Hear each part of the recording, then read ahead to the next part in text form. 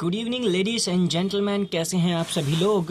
Carbon different forms यानी कि carbon विभिन्न रूप, इसके हम वीडियो नंबर 3 में हैं और इस वीडियो में हम पूरा करने वाले हैं इस टॉपिक को। हम पढ़ रहे हैं डीएलएड एंट्रेंस एग्ज़ाम के लिए। अभी तक हम लोग पिछले वीडियो में हमने क्या पढ़ा था, हाइड्रोकार्बन के बारे में। हाइड्रोकार्बन संतृप्त हो सकते हैं, असंतृप्त हो सकते हैं। संतृप्त हाइड्रोकार्बन को अल्केन कहते हैं और असंतृप्त हाइड्रोकार्बन में आते हैं अल्कीन और अल्काइन। हम ये पढ़ चुके हैं, ठीक है। आज हम पढ़ेंगे सहसंयोजी यौगिक के गुण। आपको याद होगा वीडियो नंबर 1 में हमने आयनिक यौगिक के गुण पढ़ा था। इसमें हम पढ़ेंगे सहसंयोजी यौगिक के गुण। अच्छा देखिए, सहसंयोजी यौगिक बोलते किसको हैं? उस यौगिक को बोलते हैं जो कि इलेक्ट्रॉन के साझा से बनता है। इलेक्ट्रॉन के किससे बनता है? साझा से, इलेक्ट्रॉन के शेयर करने से बनता है।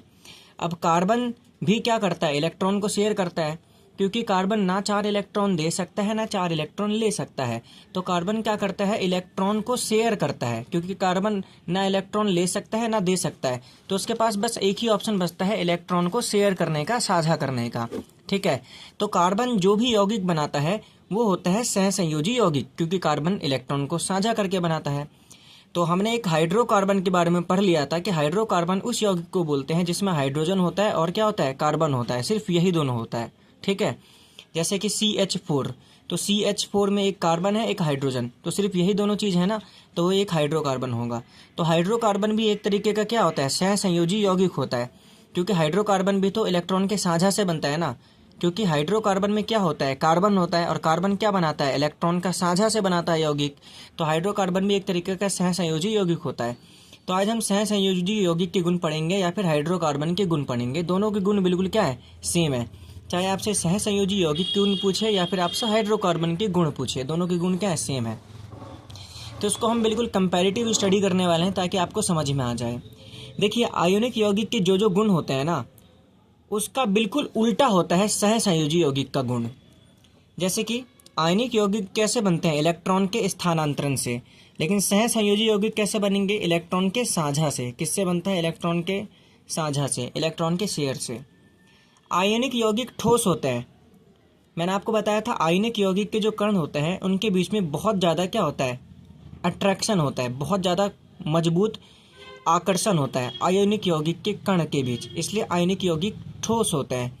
लेकिन सहसंयोजी यौगिक के बीच में मैंने आपको बताया था कि जो सहसंयोजी यौगिक होता है ना, वो बनता कैसे है? वो इलेक्ट्रॉन के शेयर करने से बनता है। तो जब इलेक्ट्रॉन शेयर होता है ना, तो भाई जो इलेक्ट्रॉन शेयर होता है उस इलेक्ट्रॉन पे ना हर एक परमाणु का हक होता है, हर एक एटम का क्या होता है? हक होता है, ठीक है। मान लो कि एक एग्जाम्पल लेते हैं, मैं यहाँ पे ऊपर लेता हूँ एग्जाम्पल। मान लो कि यहाँ पे बना है CO2, तो कार्बन और डबल बॉन्ड ऑक्सीजन और डबल बॉन्ड ऑक्सीजन, CO2 ऐसे बनता है, ठीक है। मैंने आपको दूसरी वीडियो में बताया था CO2 कैसे बनता है। कार्बन डबल बॉन्ड होता है ऑक्सीजन और डबल बॉन्ड होता है ऑक्सीजन, ठीक है। ऐसा होता है CO2 में। बीच बीच में दो इलेक्ट्रॉन इस वाले कार्बन और 2 इलेक्ट्रॉन इस वाले ऑक्सीजन का शेयर होता है।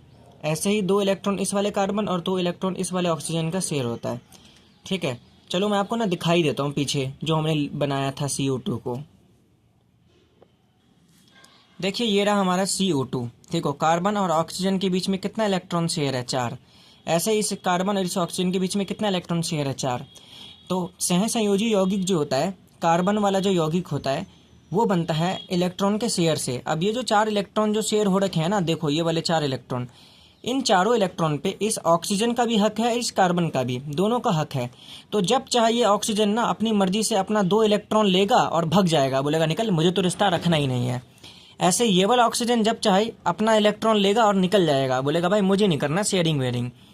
तो सहसंयोजी यौगिक जो होता है ना, उनके जो कण होते हैं ना, उनके बीच का रिश्ता उतना अच्छा नहीं होता, कोई भी कभी भी भग जाता है।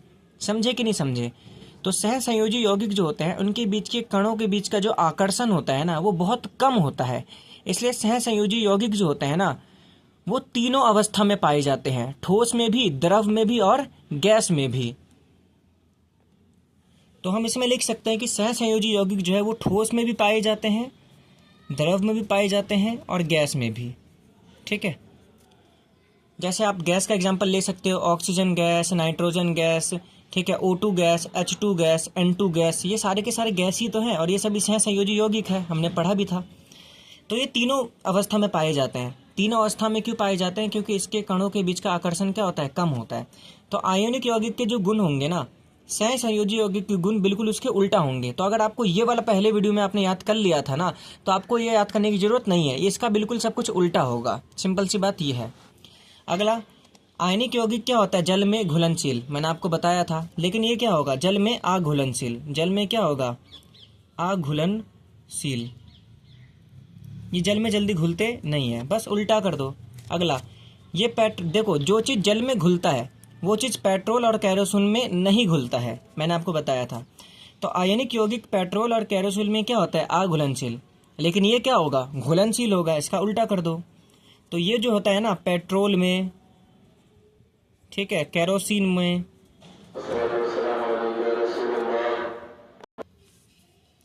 इसके अलावा बेंजीन में, किसमें? बेंजीन, मतलब बेंजीन एक तरीके का कुछ होता है, बेंजीन एक तरीके का पदार्थ होता है। और ऐसे टोल्यूइन, ठीक है, टोल्यूइन, ये कुछ और भी कंपाउंड्स हैं। इन सभी चीज़ों में ये क्या होता है? घुलनशील होता है। ये क्या होता है? घुलनशील होता है, ठीक है। और वही आयनिक यौगिक बात करें तो ये ना पेट्रोल में घुलनशील होगा, ना कैरोसिन में होगा, ना बेंजीन में होगा, ना ही टोल्यूइन में। तो आयनिक यौगिक के जो गुण है उसका बिल्कुल उल्टा होगा सहसंयोजी यौगिक। आगे मैंने आपको बताया था, एक धातु और एक अधातु जब अभिक्रिया करता है तब क्या बनता है? आयोनिक यौगिक। क्योंकि धातु जो होता है वो इलेक्ट्रॉन देता है और अधातु इलेक्ट्रॉन लेता है। तो इस तरीके से इलेक्ट्रॉन का क्या होता है? ट्रांसफर होता है, स्थानांतरण होता है। और इलेक्ट्रॉन के स्थानांतरण से क्या बनता है? आयोनिक यौगिक। लेकिन अगर हम बात करें सहसंयोजी यौगिक किसके बीच में बनता है, तो सहसंयोजी यौगिक ज़्यादातर अधातु और अधातु के बीच में बनता है। अधातु और अधातु के बीच में। जैसे कि CO2 का मैंने आपको एग्जाम्पल दिया था, तो CO2 में कार्बन भी क्या होता है? अधातु होता है। और ऑक्सीजन भी क्या होता है? अधातु। याद रखना। अगला, द्रव अवस्था में विद्युत के सुचालक। तो मैंने आपको बताया था आयोनिक यौगिक जो होते हैं ना, वो द्रव अवस्था में क्या करते हैं? अगर आप उनको पिघला दोगे तो वो विद्युत प्रवाह करेंगे, विद्युत के सुचालक होंगे। सुचालक मतलब जो बिजली पास करते हैं। लेकिन अगर ये करते हैं तो इसमें उल्टा कर दो। जो सहसंयोजी यौगिक होता है वो किसी भी अवस्था में विद्युत प्रवाह नहीं करते। तो हम लिखेंगे ये विद्युत के क्या होते हैं? कुचालक। क्या होते हैं? कुचालक, ठीक है। अगला, उच्च गलनांक तथा क्वथनांक। आपको मैंने बताया था जो आयनिक यौगिक होते हैं उसका मेल्टिंग पॉइंट और बॉइलिंग पॉइंट, गलने का तापमान और उबलने का तापमान, गलनांक और क्वथनांक दोनों ही बहुत ज़्यादा होता है। ज़्यादा होता क्यों है? क्योंकि आयनिक यौगिक के जो कण होते हैं उनके बीच में आकर्षण का बल बहुत ज़्यादा होता है और उस बल को तोड़ने के लिए बहुत ज़्यादा हमें तापमान देना पड़ता है, बहुत ज़्यादा ऊर्जा देना पड़ता है। लेकिन इसका उल्टा है। सहसंयोजी यौगिक में मैंने आपको बताया था इसके कणों के बीच का आकर्षण बहुत कम होता है, तो इसके कणों के बीच के आकर्षण को तोड़ना बहुत आसान होता है। तो इसमें हम क्या लिखेंगे? इसका जो गलनांक और क्वथनांक होता है दोनों ही क्या होता है? कम होता है। तो हम लिखेंगे कम होता है। क्या होता है? दोनों ही कम होता है, गलनांक हो या क्वथनांक हो। आप अपने कॉपी में नोट्स बना रहे हैं तो आप अच्छे से लिखिएगा, पूरा लिखिएगा। आगे हम पढ़ेंगे versatile nature of carbon, carbon की सर्वोमुखी प्रकृति। ठीक है, हम ना इस चैप्टर में कार्बन के बारे में पढ़ रहे हैं। आपने कभी सोचा हमारे दुनिया में 118 एलिमेंट है, 118 तत्व है, तो आखिर हम कार्बन के बारे में अलग से क्यों पढ़ रहे हैं? कार्बन में ऐसा क्या खास बात है? तो असल में ना कार्बन जो होता है ना सर्वोमुखी होता है। सर्वोमुखी मतलब जो कि सर्व मतलब होता है चारों तरफ, जो कि चारों तरफ पाया जाए उसको बोलते हैं सर्वोमुखी। आप ना किधर भी देखोगे आपको हर जगह कार्बन दिखाई देगा। आपके शरीर के अंदर भी कार्बन है। सिंपल सी बात ये है। आप अब कहीं पे भी देखो, कोयले में देखो कार्बन है, आपके पेंसिल के अंदर कार्बन का इस्तेमाल होता है, लकड़ी के अंदर कार्बन होता है। ठीक है, लगभग हर जगह कार्बन होता ही होता है। तो कार्बन की जो प्रकृति है ना वो सर्वोमुखी है। सर्वोमुखी मतलब चारों तरफ पाया जाता है, ये इसलिए हम कार्बन पढ़ रहे हैं। तो कार्बन आखिर सर्वोमुखी है क्यों? ऐसा क्या है कार्बन में? तो कार्बन के सर्वोमुखी होने के दो रीजन है। पहला चतुसंयोजकता और दूसरा रीजन है श्रृंखलन। दूसरा रीजन क्या है? श्रृंखलन। तो पहले हम देखते हैं चतुसंयोजकता का मतलब क्या है। चतुसंयोजकता का मतलब ये है कि कार्बन जो है ना उसकी संयोजकता कितनी है? 4। मैंने आपको बताया था कार्बन के जो बाहर होता है ना वो होता है 4 इलेक्ट्रॉन होता है। तो कार्बन को 4 इलेक्ट्रॉन की ज़रूरत होती है। तो कार्बन या तो 4 इलेक्ट्रॉन देगा या तो कार्बन 4 इलेक्ट्रॉन लेगा, लेकिन कार्बन दोनों ही नहीं कर पाता, ना 4 दे पाता है ना ही ले पाता है। लेकिन फिर भी हम अगर कॉमन सेंस से देखें तो कार्बन की संयोजकता तो 4 हुई ना, चतु मतलब 4 हुई तो ना 4।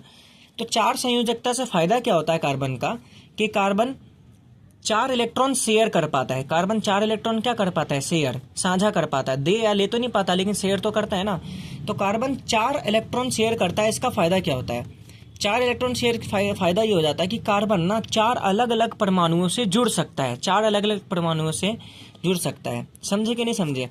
ये 4 इलेक्ट्रॉन शेयर करेगा, तो 4 इलेक्ट्रॉन शेयर करने का मतलब क्या है कि ये 4 अलग अलग तरीके के परमाणुओं से जुड़ सकता है एक साथ।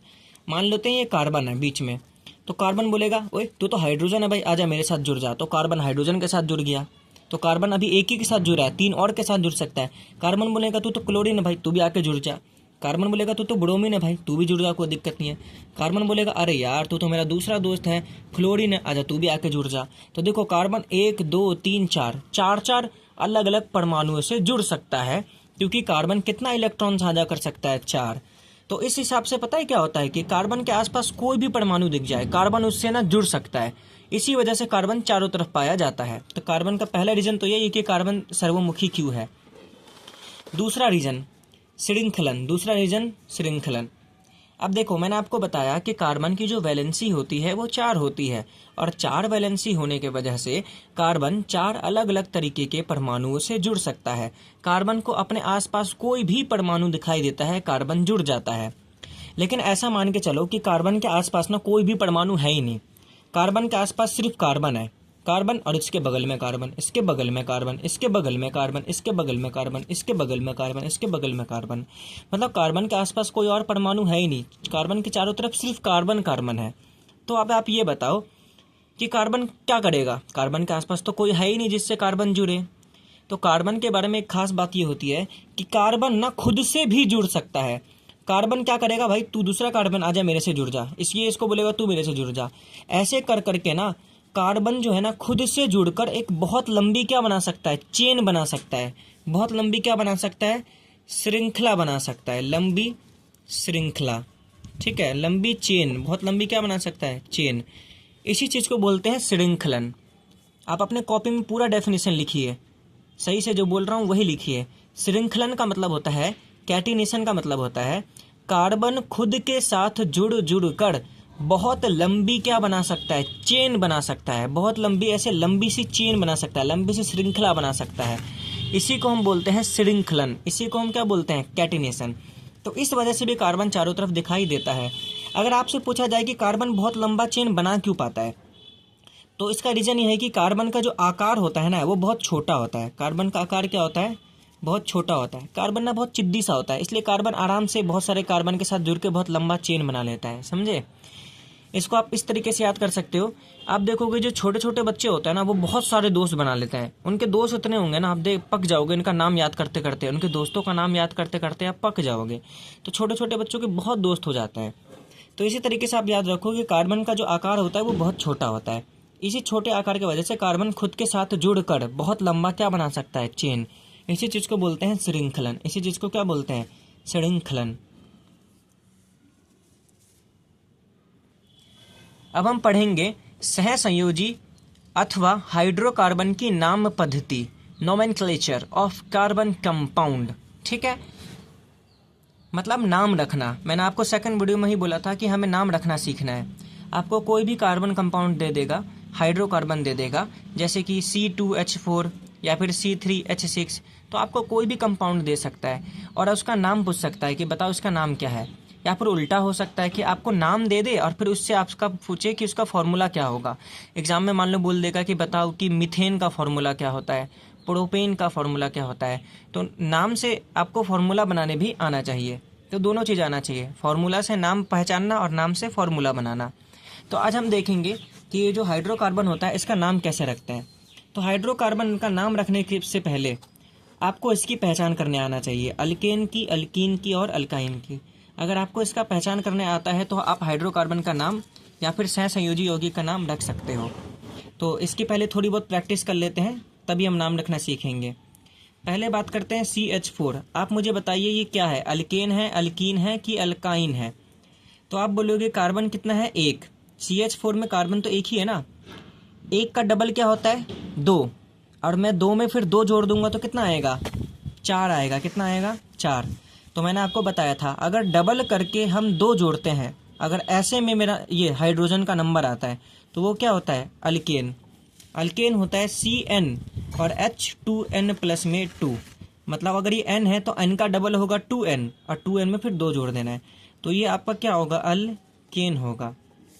आप मुझे आप बताइए C2H4 ये क्या होगा, अल्केन होगा, अल्कीन होगा या अल्काइन होगा। तो आप बोलोगे कार्बन है 2 और हाइड्रोजन क्या है, 4, 2 का डबल क्या होता है, 4। तो आपको मैंने बताया था अगर कभी ऐसा हो कि 2 का डायरेक्ट डबल हो जा रहा हो, ठीक है, मैंने आपको बताया था अगर इसका डायरेक्ट कभी डबल हो जाता है तो वो क्या होता है, अल्कीन। 2 का डबल 4, तो ये क्या होगा, एल्कीन। ठीक है, अब आप मुझे बताइए ये क्या है, C3H8 ये अल्केन है, अल्कीन है कि अल्काइन है। तो आप बोलोगे भाई 3 का डबल कितना होता है, 6। यहाँ पे तो 6 है नहीं, और 6 में अगर मैंने 2 जोड़ दिया तो कितना आया, 8। तो यहाँ पे 8 हो गया, तो ये तो अल्केन है मेरा, क्योंकि 2 जोड़ना पड़ रहा है मुझे, तो ये हो गया मेरा अल्केन। सिंपल है ना। अब मुझे बताइए ये क्या होगा, C3H6। आप बोलोगे ये तो सर बहुत आसान है, 3 का डबल कितना हो गया, 6, और जिसमें हम डायरेक्ट डबल करते हैं वो हमारा क्या होता है, एल्कीन। क्या होता है मेरा, एल्कीन। तो ये अल्केन और ये अल्कीन। अच्छा आप मुझे ये बताइए ये क्या है, C3H4। देखो मैं आपको टाइम नहीं दे रहा हूँ, क्योंकि ऐसे अगर मैं आप रुक जाऊँ और फिर वीडियो बहुत ज़्यादा क्या हो जाएगी, लंबी हो जाएगी। अगर मैं रुक जाऊँ तो आप वीडियो को पॉज करो, इसका नाम बताओ, ये अल्केन है, अल्कीन है या अल्काइन है। ठीक है, C3H4। आप बोलोगे सर 3 का डबल करते हैं, 3 का डबल कितना हुआ, 6, लेकिन यहाँ पे तो 4 है, तो 6 में से 2 घटाना पड़ेगा हमें, तब आएगा ना 4। तो आपको बताया था अल्काइन क्या होता है, जिसमें डबल करके 2 घटाना पड़ जाए हमें।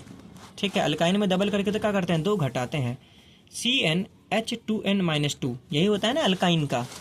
तो इसका मतलब इसमें डबल करके 2 घटाना पड़ गया, तो जिसमें घटाना पड़ गया वो क्या होगा, एल्काइन होगा। क्या होगा, एल्काइन। अब आप वीडियो रोको और वीडियो रोक के मुझे ये बताओ कि ये क्या होंगे, C5H10, C5H12 और C5H8। आप मुझे ये तीनों बताइए कि ये क्या होंगे, अल्केन, अल्कीन या अल्काइन। वीडियो रोको और करो। उम्मीद है कि आपने कर लिया होगा। तो पहले बात करते हैं, ये 5 का डायरेक्ट डबल हो जा रहा है 10, तो ये होगा आपका अल्कीन। ठीक है, क्योंकि अल्कीन में डायरेक्ट डबल हो जाता है। ये 5 दूनी 10 और 10 में 2 जोड़ दिया 12, तो प्लस 2 हो रहा है, तो ये हो गया अल्केन। इसमें देखो 5 दूनी 10 और 10 में से 2 घटा लिया तो कितना आया, 8, तो इसमें से 2 घट रहा है, तो ये क्या होगा, अल्काइन। अगर आपने ये सारे कर लिए हैं तो आप अगले स्टेप पे पहुंच सकते हैं हम नाम रखने के। ठीक है, अब हम आते हैं अगले स्टेप पे नाम रखने के। नाम रखने के अगले स्टेप के लिए आपको ये गिनती याद करनी पड़ेगी। किसी भी यौगिक में अगर कार्बन की गिनती 1 हो तो उसका नाम शुरू होता है मैथ से। किससे शुरू होता है, मैथ से। अगर कार्बन की गिनती 2 हो तो उसका नाम शुरू होगा एथ से। कार्बन की गिनती 3 हो तो उसका नाम शुरू होगा प्रोप से। अभी मैं इस गिनती का क्या मतलब है समझाऊंगा जब हम प्रैक्टिस करेंगे। ठीक है, एग्जाम्पल के तौर पे देखिए, मान लो कि मैं आपको एक कंपाउंड देता हूँ CH4। तो मैंने आपको एक कंपाउंड दिया CH4। ठीक है, अब इसमें बताओ कार्बन कितना है। अब बोलोगे सर कार्बन तो इसमें 1 है, तो बताओ इसका नाम किससे शुरू होगा, मैथ से। इसका नाम किससे शुरू होगा, मैथ से। तो इसका आधा नाम मैं लिख देता हूँ मैथ, आधा नाम लिख देता हूँ मैथ। इसके बाद भी इसका कुछ नाम होगा, लेकिन इसका नाम किससे शुरू होगा, मैथ से। मान लो एक कंपाउंड मैंने आपके लिए लिख दिया C3H6। ठीक है, आप मर्जी से, अपनी मर्जी से लिख दिया। आप इसका पूरा नाम नहीं बता सकते, लेकिन इसमें कार्बन कितना है बताना, 3। तो जिसमें कार्बन 3 हो उसका नाम किससे शुरू होगा, प्रोप से। तो अगर इसका नाम मैं रखूंगा ना तो इसका नाम शुरू होगा प्रोप से। समझे कि नहीं समझे। इसके आगे भी इसका कुछ नाम होगा, लेकिन अभी हम वो आगे सीखेंगे कि क्या होगा इसके आगे नाम, लेकिन इसका नाम शुरू होगा प्रोप से। तो किसी सहसंयोजी यौगिक, किसी कार्बन के यौगिक का नाम किससे शुरू होगा, इसके लिए आपको ये गिनती याद करनी पड़ेगी। 1 होगा तो मैथ, 2 होगा तो एथ, 3 होगा तो प्रोप, 4 होगा तो ब्यूट, 5 होगा तो पेंट, 6 होगा तो हेक्स, 7 होगा तो हेप्ट। ठीक है, 7 होगा तो हेप्ट, 8 होगा तो ऑक्ट, 9 होगा तो नॉन, 9 होगा तो नॉन, और 10 होगा तो डेक। ठीक है, आप यहाँ पे कुछ चीज़ें ध्यान दोगे। आपने मैथ में पढ़ा होगा, मैथ में आपने पढ़ा होगा मैथ में आपने पढ़ा होगा पेंटागन। मैथ में क्या पढ़ा होगा? पेंटागन। तो जिसकी 5 भुजाएं होती हैं उसको क्या बोलते हैं? पेंटागन। तो 5 को तो हम क्या बोलते हैं? पेंट बोलते हैं। ये तो मैथ वाला बिल्कुल सेम हो गया पेंटागन की तरह।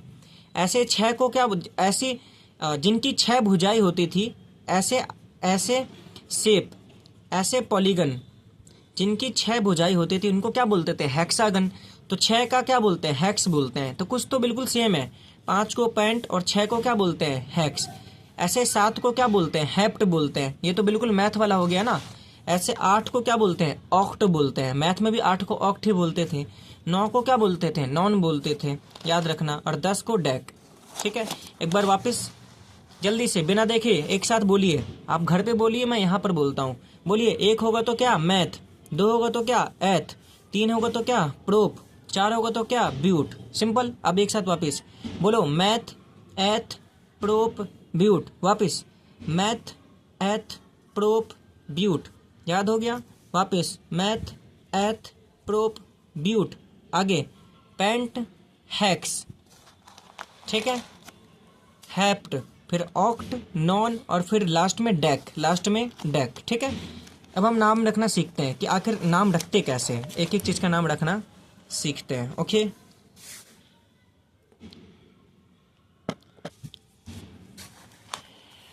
आप देखिए नाम कैसे रखते हैं। मैंने एक कंपाउंड लिखा CH4। ठीक है, इसमें कार्बन कितना है? 1।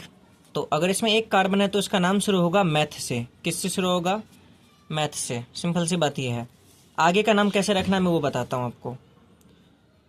एक कंपाउंड मैंने आपके सामने लिखा C2H6।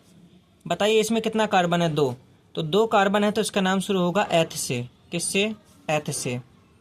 एक कार्बन मैंने आपके सामने लिखा C3H8। बताइए इसमें कितना कार्बन है? 3।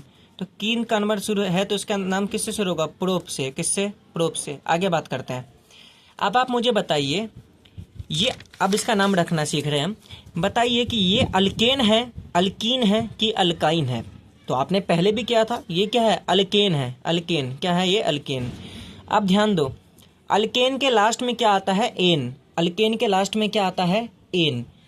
क्योंकि ये अल्केन है तो मैथ में बस लगा दो लास्ट में एन। अल्केन का क्या लगाना है हमें? एन। तो ये बन गया मेथेन। क्या बन गया? मेथेन। समझे? आगे ही बताओ, अब ये क्या है? अल्कीन है, अल्केन है, अल्कीन है या अल्काइन है? तो आप बोलोगे 2 का डबल होता है 4, और 4 में 2 जोड़ देंगे तो 6। इसका मतलब 2 जोड़ रहे हैं तो ये क्या होगा? अल्केन। तो ये अल्केन है तो इसके बगल में लास्ट में लगा दो एन। अल्केन का एन। समझे? तो इसका नाम होगा मेथेन, इसका नाम होगा एथेन। ऐसे ये भी हमारा क्या है? अल्केन है तो अल्केन का लास्ट का लगा दो एन, तो इसका नाम होगा प्रोपेन। इसका नाम क्या होगा? प्रोपेन। समझे? तो आपको बस पहचानना है कि कार्बन कितने हैं। 1 कार्बन के लिए मैथ, 2 कार्बन के लिए एथ, 3 कार्बन के लिए प्रोप। और अगर अल्केन है तो लास्ट में लगा देना है एन।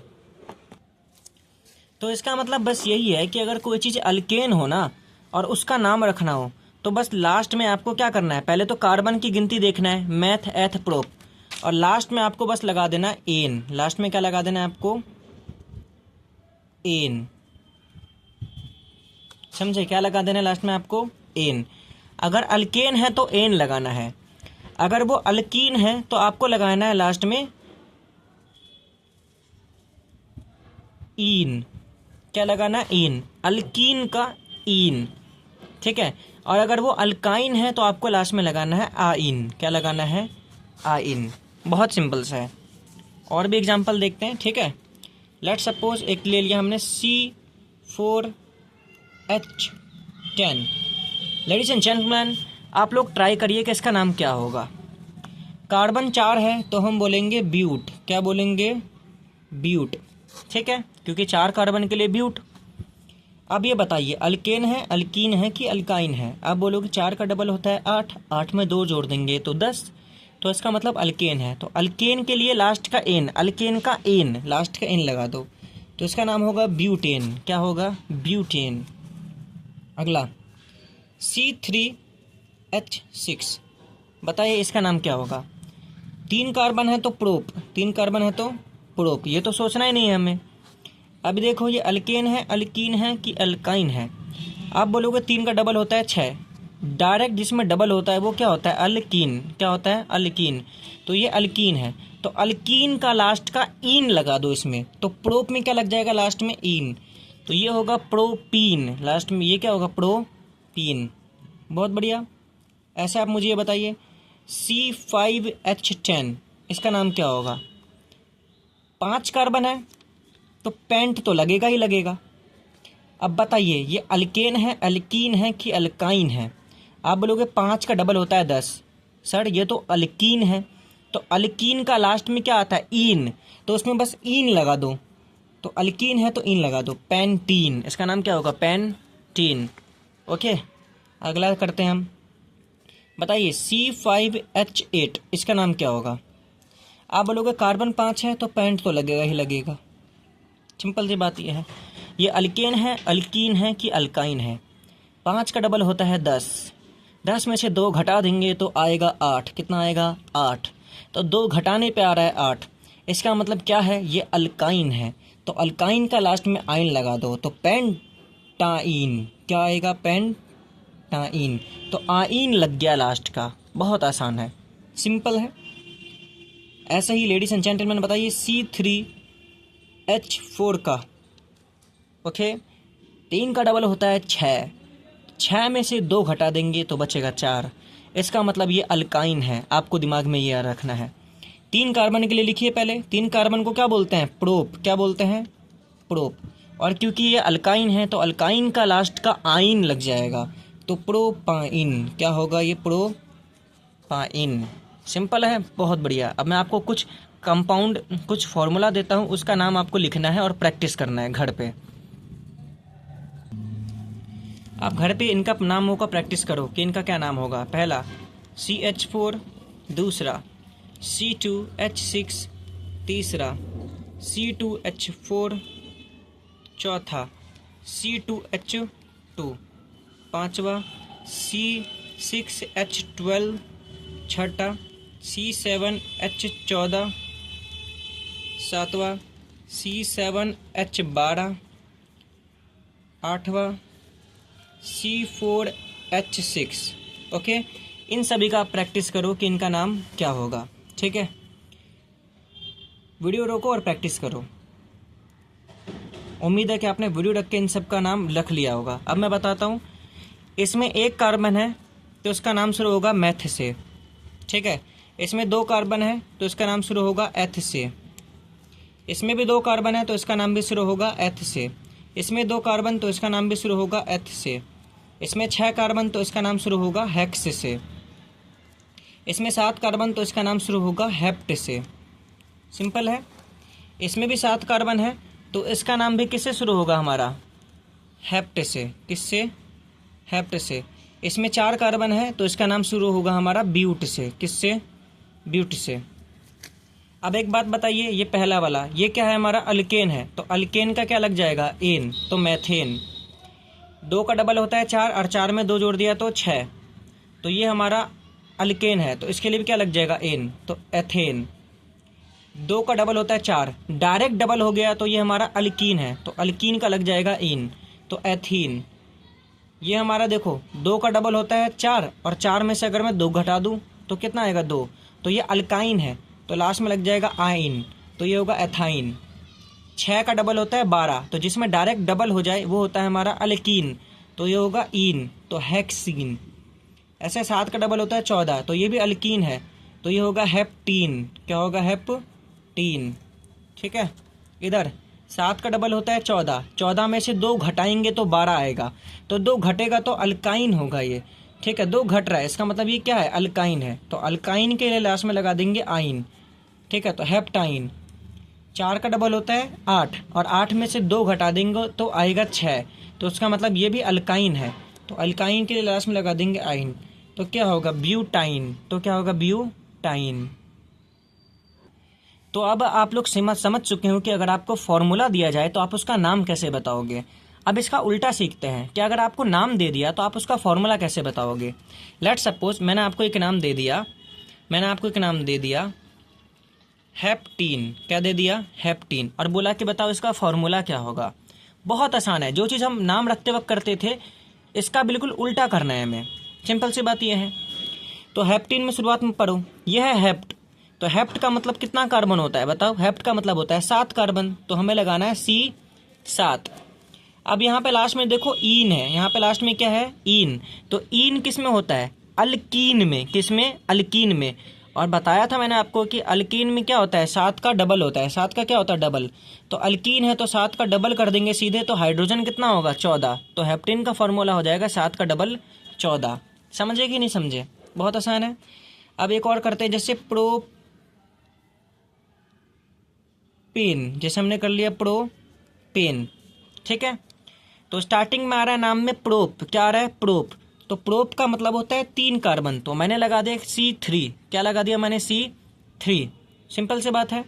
अब लास्ट में है एन। लास्ट में क्या है इसमें? एन। तो एन होता है अल्केन का। तो अल्केन में हमें क्या करना होता है? डबल करके 2 जोड़ना होता है। तो कार्बन है 3, तो 3 का डबल होता है 6, और 6 में 2 जोड़ दिया तो 8।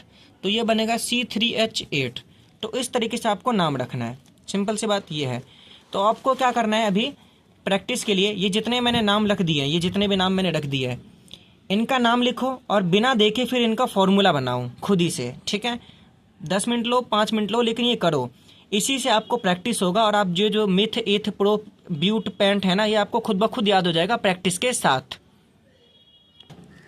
हमारा अगला टॉपिक है कार्बन के अपरूप। बहुत ज़्यादा इंपॉर्टेंट टॉपिक है, और डीएलएड के फर्स्ट टाइम जब एंट्रेंस का एग्जाम हुआ था तो उसमें एक सवाल आया था इससे, ठीक है। तो स्टार मार लेना।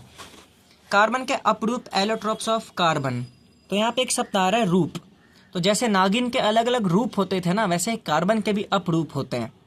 कहने का मतलब क्या है मैं आपको सिखाता हूँ। नागिन क्या करती थी, इच्छाधारी नागिन क्या करती थी कि इच्छाधारी नागिन अलग अलग लोगों का रूप ले सकती है। आपका भी रूप ले सकती है, मेरा भी रूप, ठीक है। अब इच्छाधारी नागिन चाहे शाहरुख खान का रूप ले ले, या सलमान खान का रूप ले ले, या अक्षय कुमार का रूप ले ले, लेकिन वो अंदर से तो इच्छाधारी नागिन ही होगी ना। सिंपल सी बात ये है। तो अपरूप का मतलब क्या होता है? अपरूप उन पदार्थों को कहते हैं जो बाहर से चाहे कैसे भी दिखाई दे, लेकिन अंदर से वो कार्बन से बने होते हैं। अंदर से वो किससे बने होते हैं?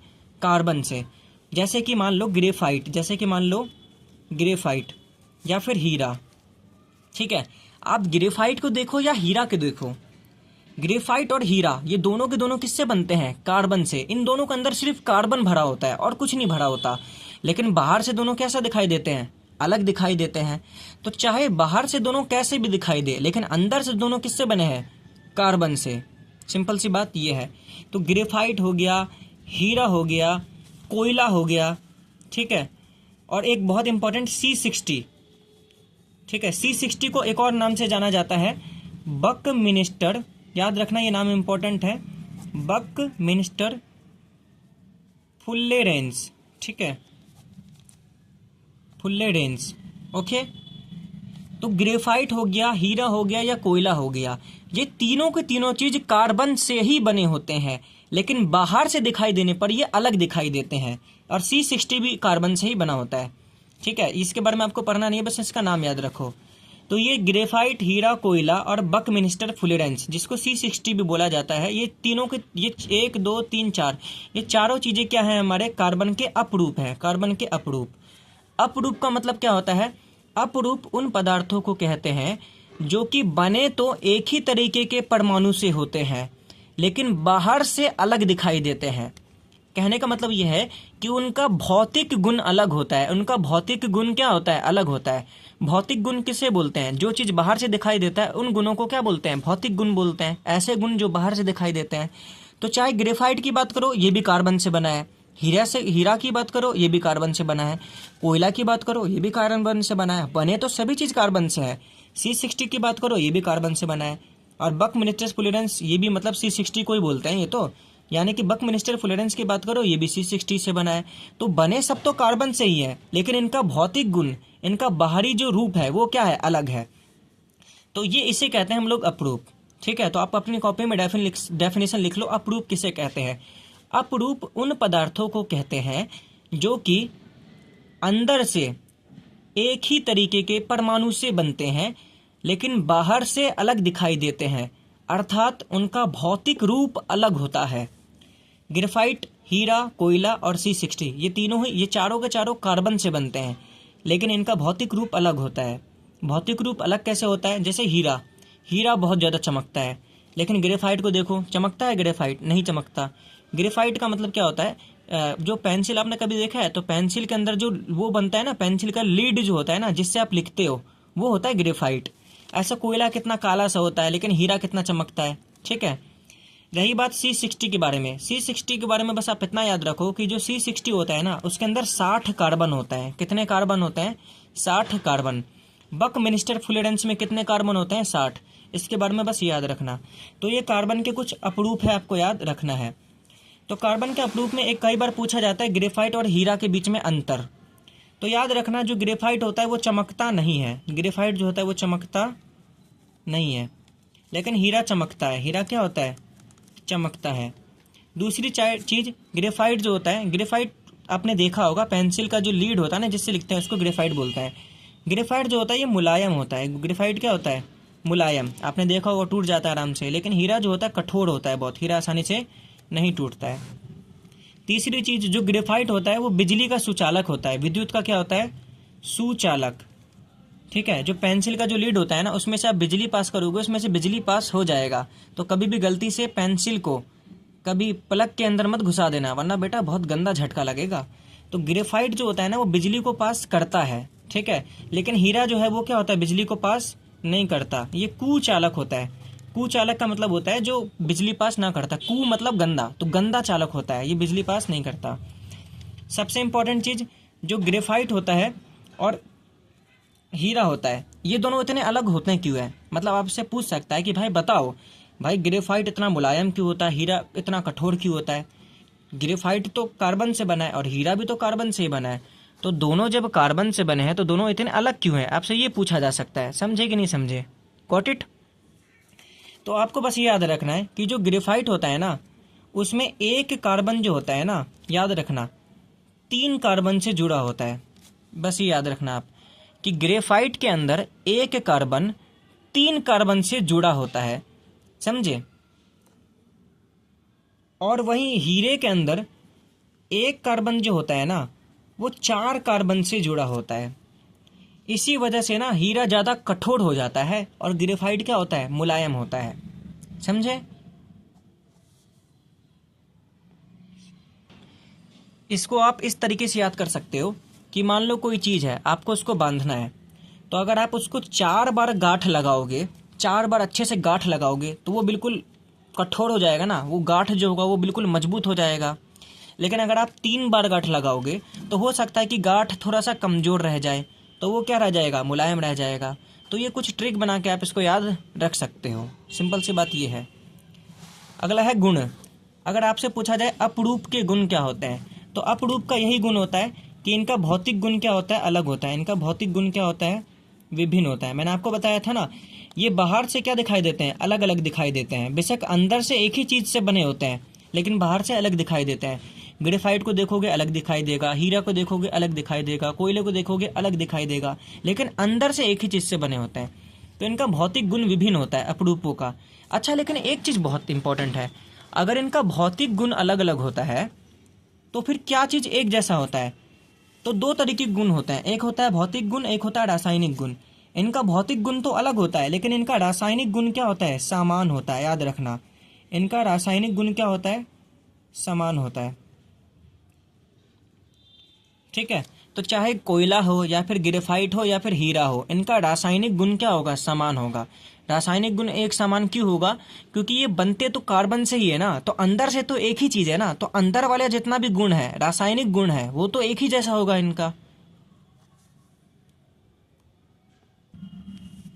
अब हमारा जो नेक्स्ट टॉपिक है वो है फंक्शनल ग्रुप यानी कि प्रकार्यात्मक समूह। डीएलएड के एंट्रेंस के लिए बस ये इतना इम्पोर्टेंट है कि आप ना इनके नाम याद रख लो। ये चीज़ है क्या, इसका कंसेप्ट क्या है। अगर आप ये समझने जाओगे तो फालतू का आपके दिमाग पे बस बर्डन होगा। ठीक है, और आपको लगेगा कि यार कितनी खतरनाक चीज़ें हैं। तो आप बस इसमें ना कुछ बेसिक सी चीज़ें जो बता रहा हूँ मैं, आप वो याद कर लेना। अगर मैं प्रकार्यात्मक समूह को ऊपर ऊपर से बताऊं कि होता क्या है, फंक्शनल ग्रुप होता क्या है, तो प्रकार्यात्मक समूह, सबसे पहली बात, ये एक समूह होता है। किसका समूह होता है? हम लोग पढ़ क्या रहे हैं, परमाणु के बारे में पढ़ रहे हैं ना, तो ये परमाणुओं का समूह होता है। एटम का क्या होता है? समूह होता है, ग्रुप होता है। और ये ऐसा ग्रुप होता है एटम का जो ना जिसके साथ जुड़ जाए उसको अपनी तरह बना दे, जो जिसके साथ जुड़ जाए उसको अपनी तरह बना दे। जैसे कुछ लोगों को देखा होगा आपने, वो लोग ना जिस ग्रुप में घुसते हैं उस पूरे ग्रुप को अपनी तरीके से बना देते हैं, अपनी तरह बना देते हैं। कुछ बेकार बच्चे होते हैं ना, वो बेकार बच्चे जहां जाते हैं सबको अपनी तरह बना देते हैं। तो प्रकार्यात्मक समूह उन परमाणुओं के समूह को कहते हैं जो जिसके साथ जुड़ जाते हैं ना, जिस भी यौगिक के साथ जुड़ जाते हैं उसको अपनी तरह बना देते हैं। इसमें सबसे पहला आता है OH। इसमें सबसे पहला क्या आता है? OH। इनका बस आपको नाम याद रखना है। OH जो होता है वो होता है आपका एल्कोहल। क्या होता है आपका? एल्कोहल। एल्कोहल मतलब दारू। एग्जाम्पल के तौर पे CH3OH, C2H5OH, ठीक है, C3H8H7OH, ठीक है। CH3 क्या था आपको उससे कोई मतलब नहीं है। अगर इसमें OH लग गया तो अब ये दारू बन चुका है, क्योंकि OH क्या करता है, जिसके साथ जुड़ता है उसको अपनी तरह बना लेता है। मैंने आपको बताया ना, फंक्शनल ग्रुप, प्रकार्यात्मक समूह उसी को कहते हैं जो जिसके साथ जुड़े उसको अपनी तरह बना दे। कहने का मतलब ये है। तो OH लग गया तो अब ये दारू है। ऐसे ही C2H5 क्या था, उससे घंटा फर्क नहीं पड़ता। OH लग गया तो अब ये दारू बन चुका है, एल्कोहल बन चुका है। ऐसे ही इसमें भी OH लग गया तो ये एल्कोहल बन चुका है। तो OH आपका क्या है? एल्कोहल है। तो आपको बस नाम याद रखना है कि क्या है। आपको एग्जाम में दे देगा CH3OH, C2H5OH, कोई भी एक दे देगा आपको, बोलेगा बताओ इसके अंदर प्रकार्यात्मक समूह कौन सा है, इसके अंदर कौन सा फंक्शनल ग्रुप है, तो आप बोलोगे इसके अंदर एल्कोहल है। OH देखोगे और बता दोगे इसके अंदर क्या है? एल्कोहल है।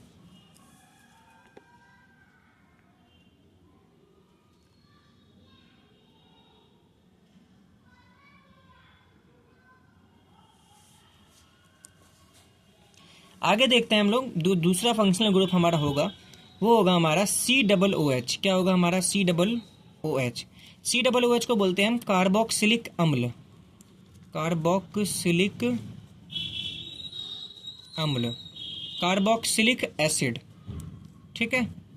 इसका फॉर्मूला होता है COOH, कार्बोक्सिलिक अम्ल। इसमें आपको कुछ ऐसे मिल जाएगा जैसे CH3 COOH, C2H5 COOH। तो आपको ध्यान देना है कि CH3 पहले क्या था, मुझे कोई फर्क नहीं पड़ता, इसमें क्या लग गया? COOH। तो अब ये जो पूरा है ये क्या बन चुका है? कार्बोक्सिलिक अम्ल। ये पूरा क्या बन चुका है? कार्बोक्सिलिक अम्ल, कार्बोक्सिलिक एसिड।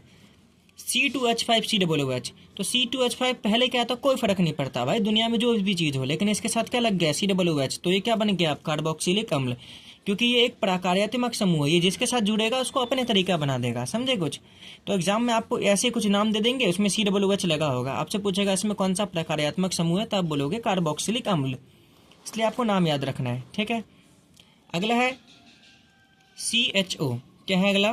CHO। CHO को बोलते हैं हम एल्डिहाइड। क्या बोलते हैं?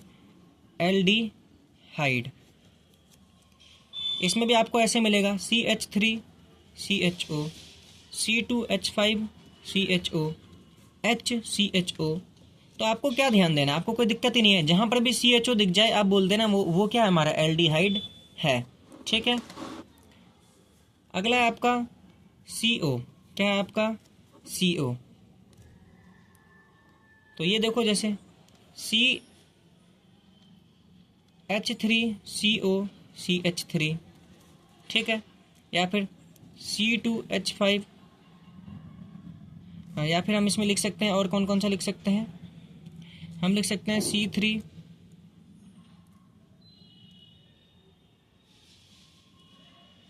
और C3 के साथ हम लिख सकते हैं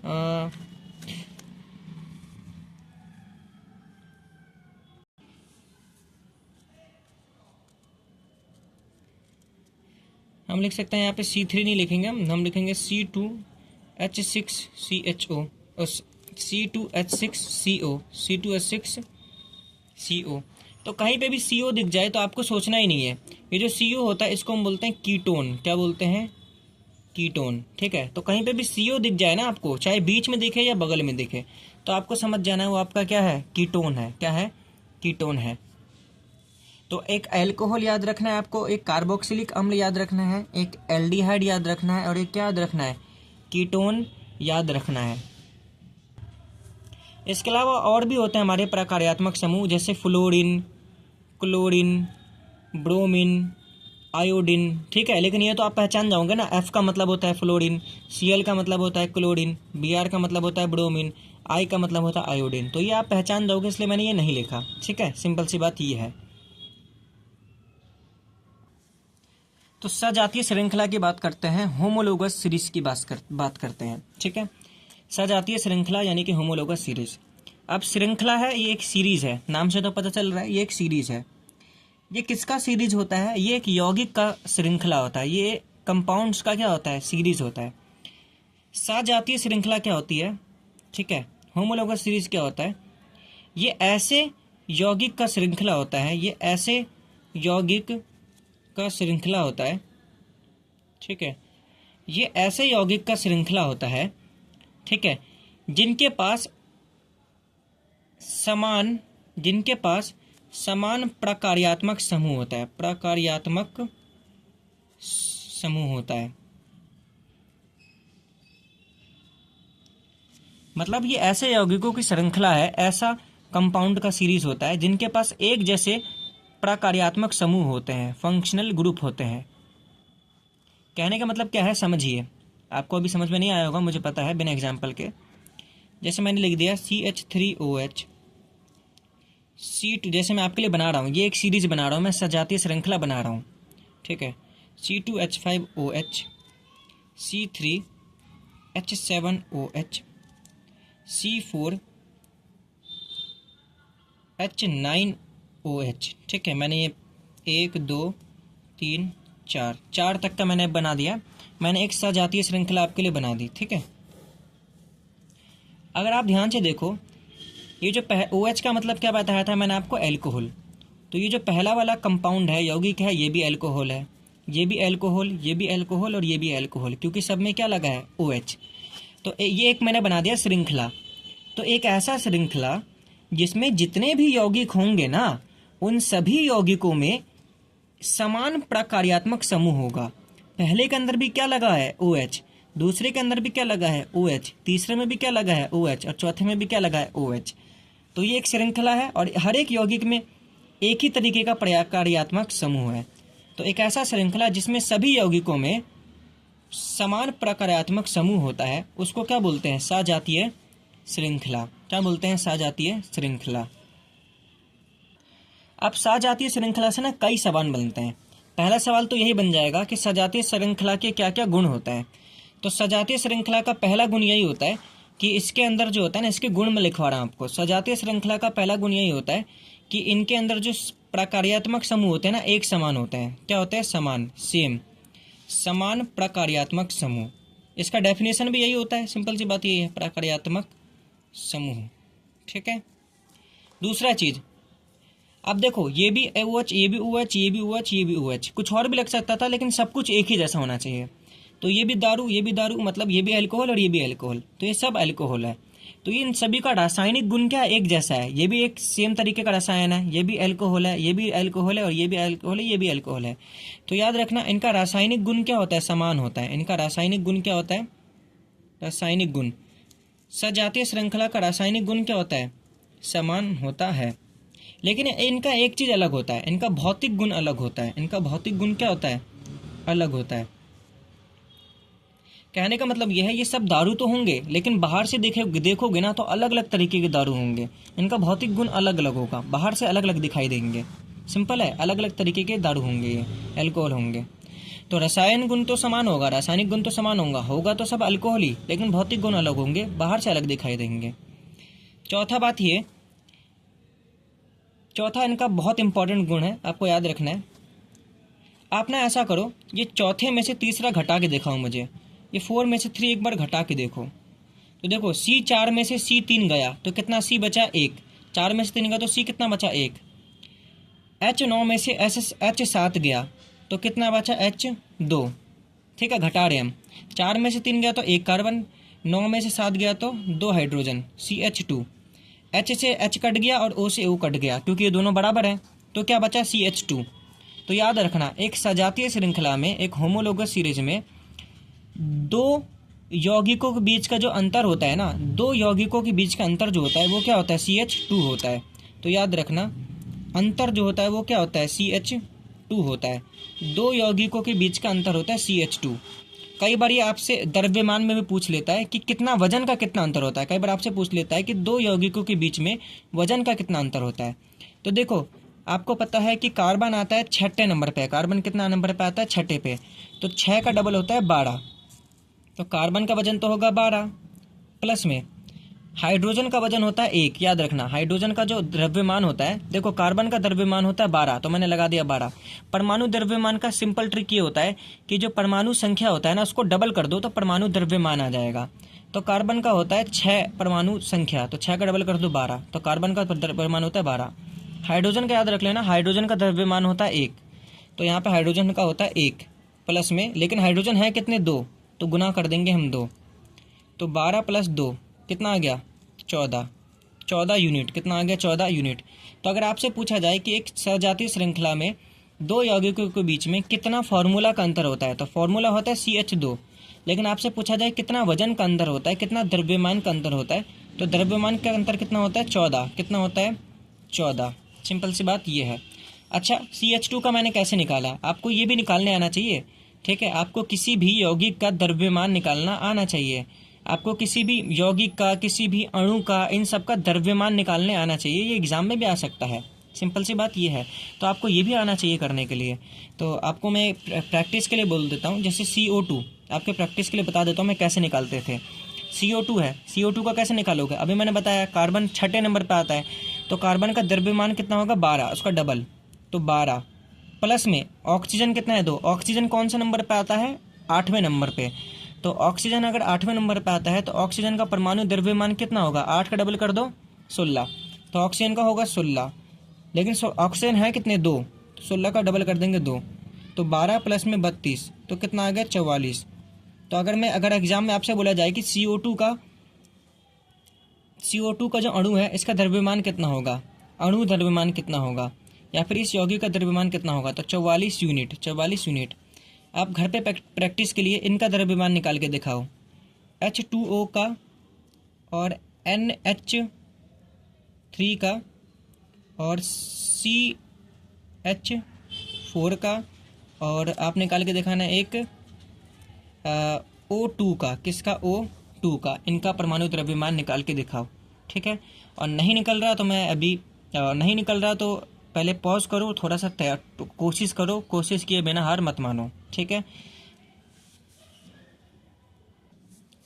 तो उम्मीद करता हूँ कि आपने निकाल लिए हो, अगर ना निकले हो तो फिर आप देख लो। H2O मैंने आपको बताया था हाइड्रोजन का कितना होता है द्रव्यमान, 1 होता है, 1, लेकिन हाइड्रोजन है कितने, 2, तो गुना में 2 प्लस में ऑक्सीजन का कितना होता है द्रव्यमान, 16।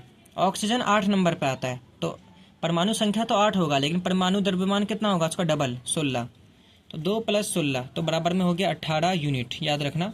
तो जल का जो अणु द्रव्यमान होता है या फिर जल का यौगिक का द्रव्यमान जो होता है वो 16 होता है। तो कभी भी द्रव्यमान निकालने के लिए बोल दे कोई सा भी, तो ऐसे ही निकलता है जोड़ के, ठीक है।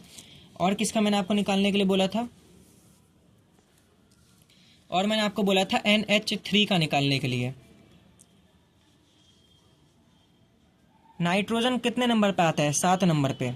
तो अगर इसका परमाणु संख्या 7 है तो परमाणु द्रव्यमान होगा 14, तो 7 का डबल होता है 14, तो 14 प्लस में हाइड्रोजन कितने हैं, 3, तो हाइड्रोजन का होता है 1, लेकिन हाइड्रोजन है 3, तो गुना में 3, 14 प्लस में 3 बराबर में 17 यूनिट, ठीक।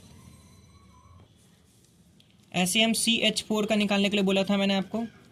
कार्बन का तो मैंने आपको बता दिया था, कार्बन आता है 6ठे नंबर पे, तो 6 का डबल होता है 12, तो कार्बन का द्रव्यमान होता है 12 प्लस में हाइड्रोजन का होता है 1, लेकिन हाइड्रोजन है कितने, 4, तो गुना 4, 12 + 4 16 यूनिट, ठीक। ऐसे O2 का बोला था मैंने आपको।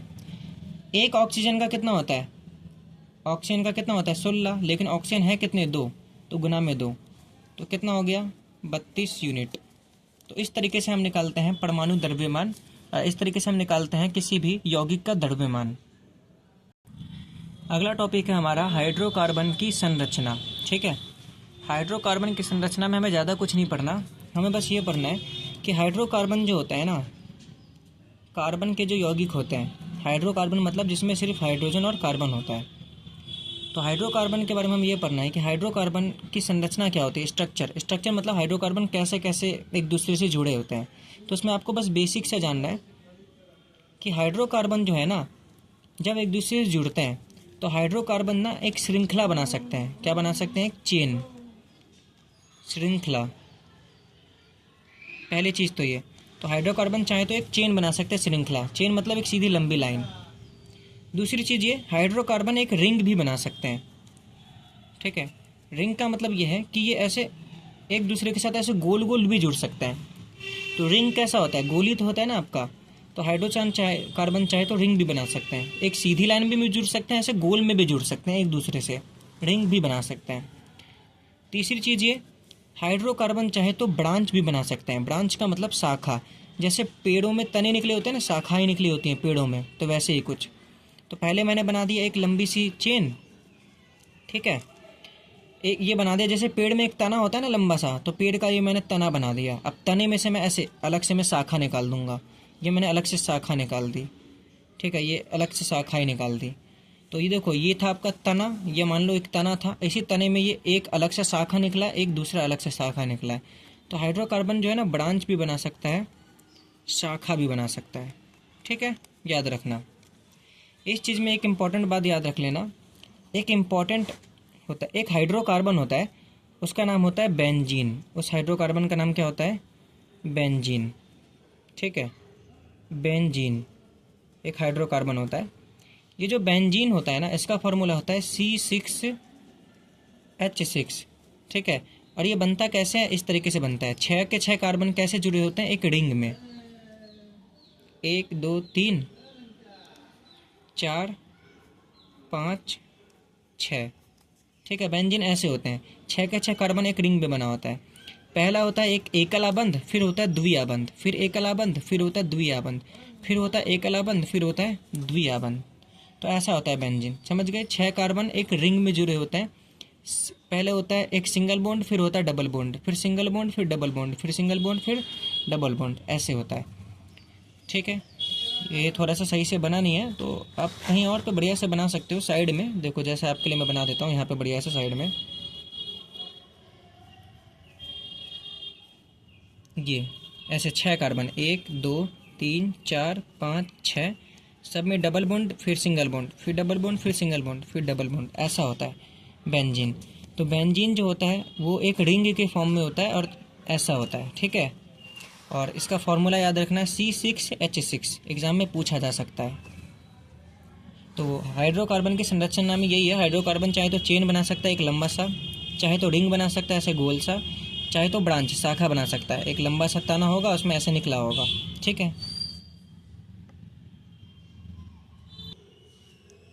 अच्छा, अगले टॉपिक से पहले हाँ, आपको एक सवाल होगा कि ये जो ऊपर वाले जितने भी मैंने स्ट्रक्चर बनाए थे, संरचना बनाए थे, इसमें हाइड्रोजन कहाँ गायब हो गया? जैसे बेंजीन होता है C6H6, लेकिन इसका जो मैंने स्ट्रक्चर बनाया आपके सामने, ये रहा और ये रहा, दोनों सेम ही है, ये सही लग रहा है ज़्यादा। तो ये जो स्ट्रक्चर बनाया, इसमें हाइड्रोजन तो है ही नहीं, लेकिन इसके फॉर्मूले में तो C6H6 है। तो याद रखना, जब हम कार्बन का स्ट्रक्चर बनाते हैं ना, तो हाइड्रोजन दिखाए या ना दिखाए कोई फ़र्क नहीं पड़ता, सिंपल सी बात ये है। तो हम सिर्फ कार्बन दिखा के भी काम चला सकते हैं। अगला टॉपिक है हमारा संरचनात्मक समन्वय, आइसोमर्स। ठीक है, इसका सीधे सीधे डेफिनेशन भी पूछा जा सकता है और इससे कुछ छोटे छोटे और सवाल भी बनते हैं। आइसोमर्स होते क्या है, इसको मैं आपको एक एग्जांपल से समझाता हूँ। मैं आपको बोलता हूँ कि बताओ पेंटेन का फॉर्मूला लिखो। किसका फॉर्मूला लिखो? पेंटेन का। पेंटेन, तो आपको पता है पेंट का मतलब होता है 5 कार्बन, तो C5, और यहाँ पे एन लगा है। क्या लगा है? एन। तो एन का मतलब होता है अल्केन। तो अल्केन में 5 का डबल करते हैं, उसमें 2 जोड़ते हैं, तो 5 का डबल होगा 10, और 10 में 2 जोड़ दिया तो 12। तो पेंटेन हो गया C5H12। ठीक है, अब आपको ना क्या करना है, पेंटेन का स्ट्रक्चर बनाना है। तो आप पेंटेन कैसे बना सकते हो कि 5 का 5 कार्बन सीधा जोड़ दो, 3 4 और 5, 1 2 3 4 5। मैंने आपको बताया था हाइड्रोजन दिखाओ या ना दिखाओ कोई फ़र्क नहीं पड़ता, तो हाइड्रोजन नहीं दिखा रहा मैं। या फिर आप एक और काम कर सकते हो कि ये 5 का 5 कार्बन में से 4 कार्बन आपने सीधा जोड़ दिया और एक कार्बन को ऐसे बाहर निकाल दिया ब्रांच बना के, शाखा बना के। तो देखो इसके अंदर भी 5 कार्बन है और इसके अंदर भी 5 कार्बन है कि नहीं? ये भी पेंटेन और ये भी क्या है, पेंटेन, क्योंकि कार्बन तो 5 है और सब में एकल आबंध है। देखो सिंगल बॉन्ड है, और मैंने आपको बताया था जिसमें सिंगल बॉन्ड होता है, जिसमें एकल आबंध होता है, उसको अल्केन कहते हैं। हम क्या कहते हैं? अल्केन कहते हैं। ठीक है। अब जैसे बेंजीन है, तो बेंजीन में क्या था? द्विआबंध था, तो बेंजीन क्या होता है हमारा? अल्कीन होता है ना। तो ये पेंटेन है। तो आप बोलोगे सर ये भी पेंटेन ये भी पेंटेन, लेकिन दोनों का फॉर्मूला तो यही होगा C5H12। तो ऐसा कैसे हो गया कि फॉर्मूला एक है लेकिन स्ट्रक्चर दोनों अलग अलग बने? तो बेटा इसी को बोलते हैं आइसोमर। आइसोमर यानी कि संरचनात्मक समन्वय किसे कहते हैं? संरचनात्मक समन्वय का अर्थ होता है ऐसे कार्बन के यौगिक जिनका फॉर्मूला तो एक होता है लेकिन उनका जो स्ट्रक्चर होता है ना वो अलग अलग बन सकता है, वो अलग अलग होता है। समझ गए?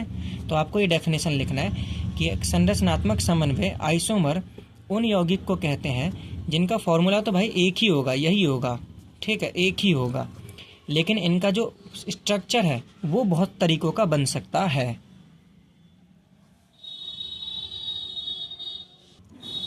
जैसे कि हमने पेंटेन का देखो एक ये बना दिया स्ट्रक्चर और एक ये बना दिया, एक और बना सकते हैं हम पेंटेन का। 4 का 4 कार्बन हमने ऐसे जोड़ दिया सीधे, इस बार ये कार्बन इधर जोड़ा था, इस बार ये कार्बन हम इस साइड जोड़ देंगे। ठीक है, एक ये बन गया हमारा। समझ गए ना?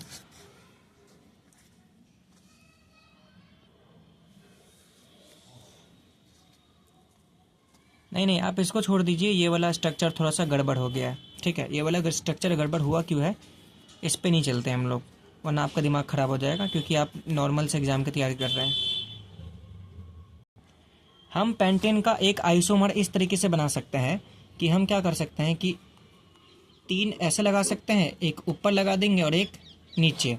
एक हम ये भी बना सकते हैं, समझे? एक ये बना सकते हैं कि हमने 3 ऐसे लगा दिया, एक ऊपर एक नीचे, तो 1 2 3 और नीचे चौथा और ये 5। तो ये इस तरीके से भी हम बना सकते हैं। ठीक है। तो पेंटेन का अगर आपसे एग्जाम में पूछा जाए कि पेंटेन का कितना आप बना सकते हो आइसोमर, पेंटेन के कितने संरचनात्मक समन्वय आप बना सकते हो, तो आप बोलोगे 1 2 और 3। ठीक है, याद रखना। अब देखिए, क्योंकि एमसीक्यू का एग्ज़ाम है, तो एमसीक्यू के एग्ज़ाम में ना आपको बनाने के लिए तो नहीं बोलेगा कि बना के देखो, तो आपको बनाना नहीं सीखना है, आपको ये सीखना है कि कितने बन सकते हैं, कितने बन सकते हैं। जैसे कि पेंटेन के मैंने आपको 3 बना के दिखाए थे, तो आपको याद रखना है कि पेंटेन के कितने आइसोमर होते हैं, संरचनात्मक समन्वय होते हैं 3। अच्छा, संरचनात्मक समन्वय और यानी कि आइसोमर, इसका डेफिनेशन मैंने आपको बोल दिया था, तो वो कॉपी में आपको लिखना भी है, यहाँ पे लिखने की जगह नहीं थी इसलिए मैंने नहीं लिखा। तो आप याद रखना, इसका एक ट्रिक बताता हूँ आपको। पेंटेन का कितना होता है? 3। ठीक है, तो पेंटेन में कार्बन कितना होता है? पेंट का मतलब कितना होता है? 5 कार्बन बताया था ना, तो 5 में से 2 घटा दिया तो कितना आया? 3। तो कभी भी अगर आपको पता करना है कि किसी भी चीज़ के कितने आइसोमर होते हैं, कितने संरचनात्मक समन्वय होता है, तो उसमें से 2 घटा के देख लो। तो पेंटेन का 5 होता है, तो 5 में से 2 घटा के देख लो कितना आएगा? 3। मान लो आपसे एग्जाम में पूछा जाए हेक्सेन, तो हेक्सेन के कितने बनेंगे, तो आप बोलोगे हेक्स का मतलब होता है 6, तो 6 में से 2 घटा दो तो कितना आएगा? 4। इसके बनेंगे 4 अलग अलग स्ट्रक्चर, इसके बनेंगे 4 संरचनात्मक समन्वय। फॉर्मूला तो वही होगा हेक्सेन का। हेक्सेन का फॉर्मूला क्या होगा? हेक्स का मतलब होता है 6 कार्बन, और एन है तो एन मतलब अल्केन, तो 6 दूनी 12, 12 और 2 14, C6H14। तो फॉर्मूला तो यही होगा, लेकिन इसके 4 अलग अलग तरीके के संरचना बन सकते हैं, स्ट्रक्चर बन सकते हैं। मान लो आपसे पूछा जाए ऑक्टेन, इसका कितना होगा संरचनात्मक समन्वय, इसका आइसोमर कितना होगा, तो आपको सोचना ही नहीं है। ऑक्ट का मतलब कितना कार्बन? 8 कार्बन, तो 8 में से 2 घटा दो तो कितना आया? 6। तो इसका 6 बन सकता है आइसोमर, इसका आइसोमर संरचनात्मक समन्वय 6 बन सकता है, इनका अलग अलग बन सकता है 6 स्ट्रक्चर। तो आपको ये याद रखना है, और इसका बाकी डेफिनेशन याद रखना है। इसका डेफिनेशन भी आपको पूछा जा सकता है एमसीक्यू में। अगला टॉपिक है ईस्टर। क्या है? Easter, aster. आसान सी चीज़ है ये ना, एक स्वीट स्मेलिंग सब्सटेंस होता है। ये क्या होता है? स्वीट स्मेलिंग सब्सटेंस, मतलब ये अच्छी सुगंध वाला पदार्थ होता है, अच्छी सुगंध वाला पदार्थ। अच्छी सुगंध वाला पदार्थ, सॉरी थोड़ा हैंडराइटिंग में गड़बड़ हो रहा है। ये एक अच्छी सुगंध वाला क्या होता है, पदार्थ होता है। ठीक है, इसका इस्तेमाल किस लिए किया जाता है, इसका इस्तेमाल ना इत्र जो होता है ना, इत्र में किया जाता है, परफ्यूम में किया जाता है। इसको इत्र और परफ्यूम में डाला जाता है ताकि इसका बढ़िया सा क्या है, सुगंध आए। ईस्टर ना आपको फलों के अंदर मिलता है, जिन जिन फलों में अच्छा स्मेल आता है ना उसके अंदर ईस्टर होता है। बाकी ईस्टर बनाया भी जाता है। आपसे पूछ सकता है कि ईस्टर कैसे बनता है। अगर आप एल्कोहल में, किस में, एल्कोहल में, मैंने बताया था एल्कोहल क्या बोलते हैं, OH को क्या बोलते हैं हम, एल्कोहल। तो अगर आप एल्कोहल में क्या मिला दो, कार्बोक्सिलिक अम्ल, क्या मिला दो, कार्बोक्सिलिक अम्ल,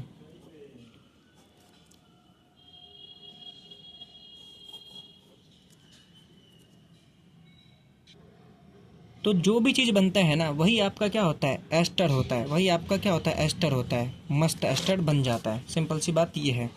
ठीक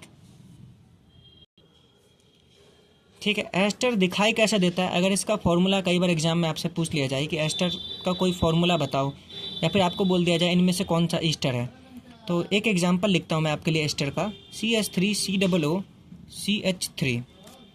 ईस्टर में खास बात क्या है कि ईस्टर में ना आपको बीच में कहीं पर ध्यान देना, बीच में कहीं पर सी के साथ दो दो बार ओ मिलेगा, COO। तो याद रखना, ईस्टर को पहचानने का ट्रिक बता दिया मैंने आपको, COO,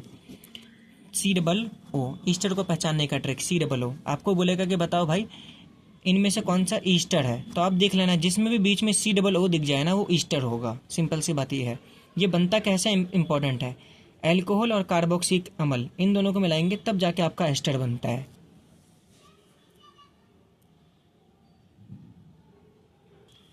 तो देखिए रिएक्शन तो वैसे बहुत सारे हैं, लेकिन मुझे बस एक है जो कि बहुत ज़्यादा इम्पोर्टेंट लगा, मैं वो रिएक्शन आपको करा दे रहा हूँ।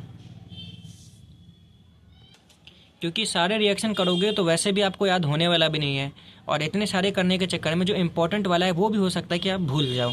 तो एक इम्पॉर्टेंट है, मैं आपको सिर्फ वो करा देता हूँ। ठीक है, तो रिएक्शन क्या है आपका कि मान लो आपके पास ना ये है C2H4। ठीक है, अच्छा C2H4 अल्केन होगा कि अल्कीन होगा कि अल्काइन होगा, तो आप बोलोगे सर ये क्या होगा, अल्कीन होगा, क्योंकि इसमें 2 का डबल क्या है, 4 है। और अल्कीन आपको पता है ये होता है असंतृप्त हाइड्रोकार्बन, बताया था ना, असंतृप्त में 2 होते हैं, एक अल्कीन और एक अल्काइन। और संतृप्त उसको बोलते हैं जिसमें सिर्फ एकल आबंध होता है, यानी कि अल्केन को। तो अगर मैं किसी एल्कीन को किस में बदलना चाहूँ, अल्केन में, मान लो ये C2H4 है, ये तो अल्कीन है, अगर मैं इसको अल्केन में बदलना चाहूँ, अगर मैं असंतृप्त हाइड्रोकार्बन को क्या बनाना चाहूँ, संतृप्त, क्या बनाना चाहूँ, संतृप्त, संतृप्त मतलब अल्केन बनाना चाहूँ। ठीक है, एकल आबंध वाला बनाना चाहूँ, तो C2H4 है, तो आपको पता है अल्केन में क्या होता है, 2 का डबल कर देंगे 4, तो 2 का डबल 4 किस में होता है, अल्कीन में होता है। लेकिन अगर मैं 2 का डबल कर दूँ 4 और 4 में 2 जोड़ दूँ तो कितना होगा, 6। तो अगर मैं इसको किसी तरह बना दूँ C2H6, तो ये बन जाएगा अल्केन, संतृप्त हाइड्रोकार्बन बन जाएगा, ये सिंगल बॉन्ड वाला बन जाएगा। ठीक है, तो अब बात करते हैं कि इसको बनाएंगे कैसे। तो आपको पता है यहाँ पे H4 है और यहाँ पे H कितना है, 6 है। तो अल्कीन को अगर मुझे अल्केन बनाना है, असंतृप्त हाइड्रोकार्बन को संतृप्त हाइड्रोकार्बन बनाना है, तो बस मैं H2 क्या कर दूंगा, इसमें जोड़ दूंगा, H2 और ये H4, तो कितना बन जाएगा, H6। इसमें आपसे इम्पॉर्टेंट क्या है, आपसे पूछेगा कि इस असंतृप्त हाइड्रोकार्बन को संतृप्त हाइड्रोकार्बन बनाने के लिए जब हम हाइड्रोजन गैस के साथ अभिक्रिया करते हैं तो किसका इस्तेमाल करते हैं, किस कैटलिस्ट का इस्तेमाल करते हैं। तो याद रखना निकल का इस्तेमाल करते हैं। किसका इस्तेमाल करते हैं, निकल का। ये रिएक्शन ऐसे ही नहीं होता आराम से, इस रिएक्शन को करने के लिए हमें Na का इस्तेमाल करना पड़ता है, निकल का। निकल का इस्तेमाल करते हैं हम एक कैटेलिस्ट की तरह, किसके तरह, कैटेलिस्ट की तरह, कैटेलिस्ट की तरह, याद रखना। कैटेलिस्ट किसे कहते हैं, कैटेलिस्ट हम उसको बोलते हैं जो कि ना कोई रिएक्शन करने में मदद करता है। जैसे कि C2H4 प्लस में H2, आप ये रिएक्शन करवाओगे, ये रिएक्शन नहीं होगा, लेकिन Na का इस्तेमाल करोगे ना निकल का, तो निकल क्या करेगा, ये रिएक्शन करवा देगा।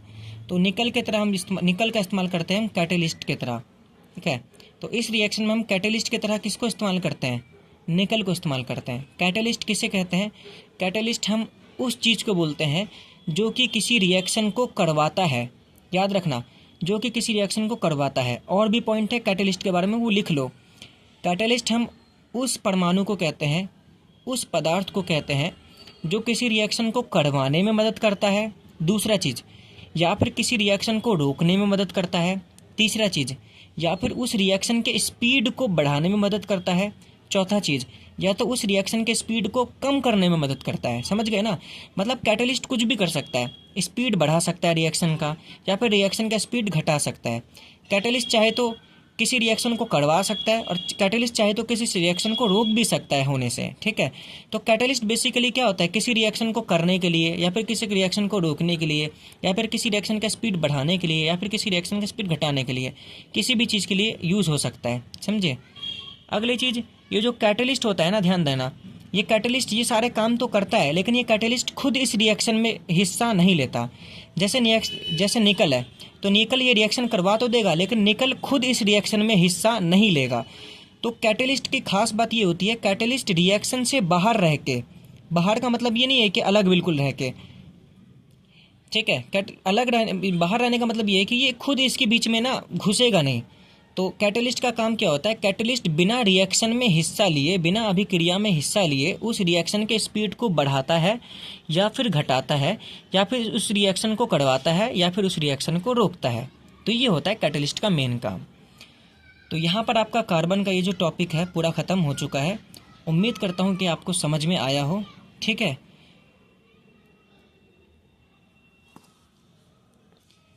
ठीक है, तो ये चैप्टर आपका ख़त्म हो चुका है। बस लास्ट में जाते जाते एक चीज़ है जिसका फॉर्मूला आप याद रख लेना, CH3COOH।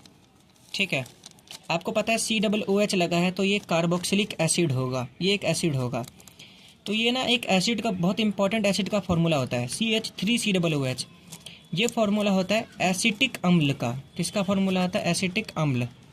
ठीक है, तो एसिटिक अम्ल भी एक तरीके का कार्बोक्सिलिक अम्ल ही होता है। तो COOH लगा है तो ये होगा तो कार्बोक्सिलिक अम्ल। मैंने बताया था COOH मतलब होता है कार्बोक्सिलिक अम्ल। लेकिन ये कौन सा कार्बोक्सिलिक अम्ल है? ये एसिटिक अम्ल है, याद रखना। और एसिटिक अम्ल मैंने आपको बताया था इसका इस्तेमाल करते हैं सिरका में। किसमें? सिरका में। और सिरका में कितना % होता है एसिटिक अम्ल? 5 से लेकर 8%। ठीक है, तो ये फाइनल चीज़ है जो आपको याद रखना है। उम्मीद करता हूँ कि आपको सब कुछ बढ़िया से समझ में आया हो। बहुत बड़ा टॉपिक है, आराम से बार बार इसको याद करिएगा। और इसका जो टेस्ट है आपको डिस्क्रिप्शन में मिल जाएगा आज रात के 12 बजे तक। ठीक है, क्योंकि टेस्ट बनाने में भी टाइम लगता है ना, इसलिए। धन्यवाद, ऐसे ही पढ़ते रहे। और आपका केमिस्ट्री अब हो चुका है ख़त्म। अब हम स्टार्ट करेंगे बायोलॉजी। मिलते हैं बायोलॉजी की पहली वीडियो में हमारी अगली वीडियो के साथ। धन्यवाद।